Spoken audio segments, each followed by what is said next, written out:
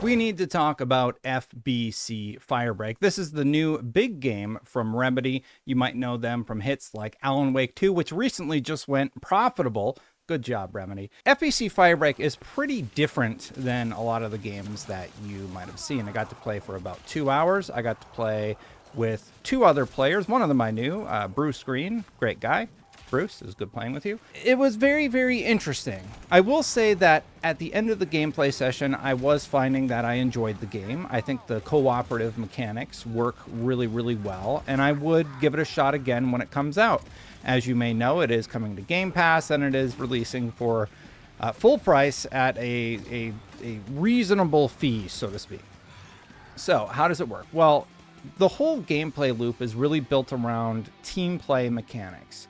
You have Fix-It, who fixes stuff. That is one of the character classes. You have Jump Kit, the electrifying pogo stick jumping character class, which I primarily played as and found myself very much enjoying.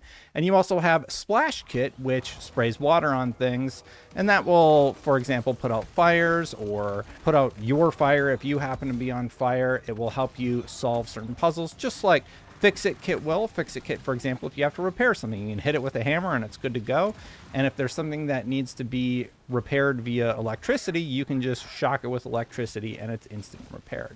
So that fact really, really helps you realize that, hey, we need to separate and make sure we're all picking a different class type. And the game works really, really well in that respect. So the basic gameplay loop is you go into a session, you take on an objective, you take stuff out, and then you exit via the elevator to level up your character, unlock new equipment, unlock new perks, etc. I will say I did enjoy the game, but the jarring effects that are on by default, it needs to be adjusted for launch, absolutely. I felt like half the time I was swimming through some acid trip that I didn't want to be on anymore. Just because the visuals made the whole game look muddier than it needed to.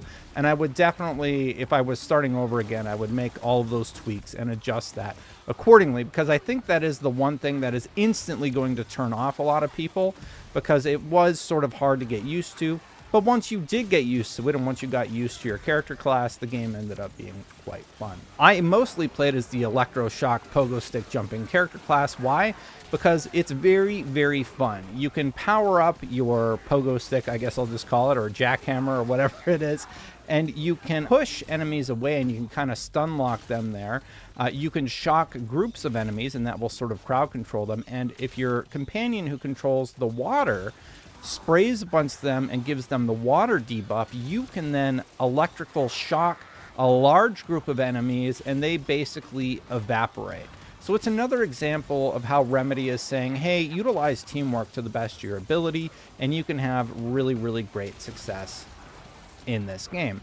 And one of the things I really like is, because it's electricity, you don't want to necessarily damage yourself, you can actually use that pogo stick ability to aim at the ground and jump straight up in the air, electrocute everybody on the floor, and then continue playing. I found it to be a very fun gameplay loop, and our team would be like, all right, spray them with water.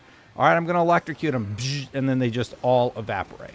I think we all had a lot of fun doing that. I did hog the electricity type, so sorry guys, I was having too much fun. Each class has other objective-based bonuses, we'll call them. Like, I could shock some of the puzzles. Like, there would be a panel that needs to be repaired, and I can go in and do a minigame to repair the panel, or I could just electrical shock it, and it would be instantly completed. There was one puzzle where the fans would create fires, and I could do a minigame to put out the fires by just hammering on my keyboard, or the water guy could literally just spray it with water, and it's puzzle solved. So there's great benefit to utilizing each of their classes. And obviously the repair guy, he has a big old hammer. If you hit the puzzle with the Fix-It character class, it would be basically instantly fixed or fixed in a hit or two.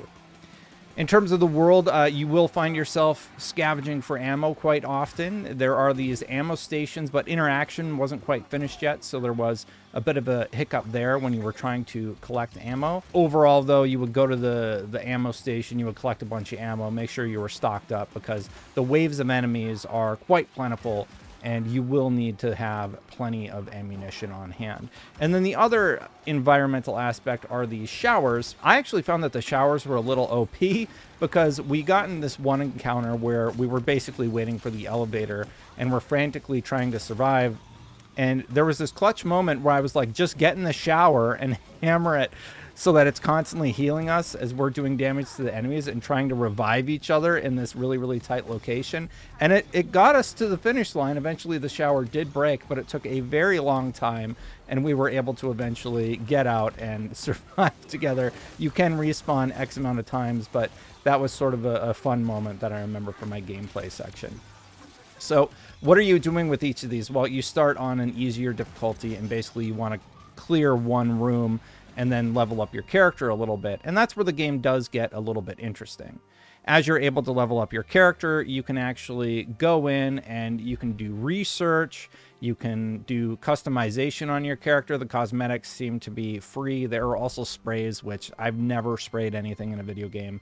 I don't know why those are popular, but those are optional as an unlock. I think most people are going to navigate towards the cosmetics that make you look cooler. I would say overall, this seems not to be finished. There are a lot of like research things you can do. Like you can learn how to make a grenade. As I said earlier, you can unlock a more powerful weapon that your character is able to utilize. You can upgrade your weapons. The more impactful aspect of it was the perks. So there is a perk system within, I believe it's under research. You can buy perks. These make your character stronger. They do stack. And I was asked not to show these, so I did a terrible mock-up in Photoshop back during the preview, so I'll show that again. But basically there are 3 manufacturers. You can slot in a perk from each manufacturer. This is like a passive ability where you're able to power up your character a little bit and get some interesting perks like more ammunition, or maybe you do more electrical damage, or maybe you get an extra grenade in your loadout. So it is quite helpful. And what are you doing when you go into these matches? Well, on easy, you're basically trying to clear a room. On medium, you would try and clear multiple rooms. And then on hard, it's like the third level of that, you clear 3 rooms. You'll want to destroy sticky notes is one of the objectives we got on a map. There was another level 1 objective where we would have to shoot down these globules and they would drop a radioactive thing that we had to put into a cart, and then we would bring the cart to the other side of the map, and then you just leave once you get enough things in the cart, and then you kill the boss. There's usually a boss round where you get just waves and waves of enemies and you have to kill a boss character. Sometimes we just absolutely melted these characters, and sometimes they were a little bit more tanky and had some tanky grenade lobbing friends to deal with. What else did I see? Oh yeah, there were these vents that we had to repair. I mentioned that earlier. So you would put out the fires, you would repair the panel in front of it, then you would have to go into the machine. I would go in and do the mini game, but in hindsight, we probably should have sent the repair guy to just go in, hit it with a hammer twice, and get out, because it would have worked better. Overall thoughts. I think the visuals are, unfortunately, a big turnoff. It's like got motion blur or something turned on, and it's just really, really, I would almost say nauseating at first. Once you adjust to it, and once you get used to that aspect of it, or adjust your settings, which I would highly recommend if you're hopping into FBC Firebreak, there is something fun here. And they're definitely relying on teams going in, one of each class, and that's honestly where the fun is.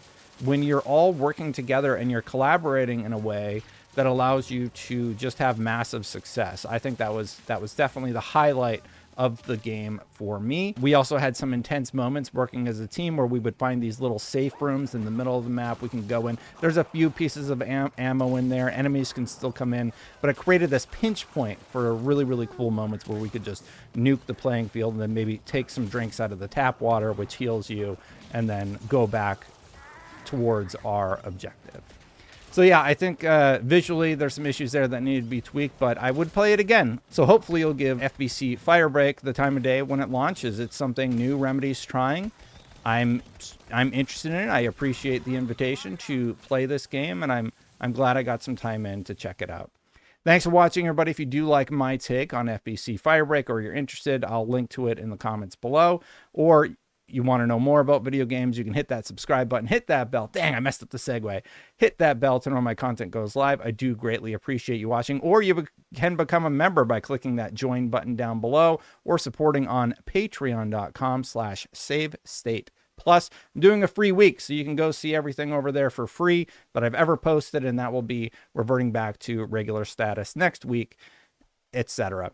Big thanks to Chris Ferretti, Phil Roney, Spingetter, and Aries EMS for supporting at the top tier, and all my supporters on Patreon and YouTube. I do greatly appreciate it. By the way, while I have you, check out this story about an indie developer who told Unity this doesn't make any sense, and Unity and this developer ended up having to lawyer up in order to settle the score. Read more about that, and I'll see you for the next one. Bye for now, everybody.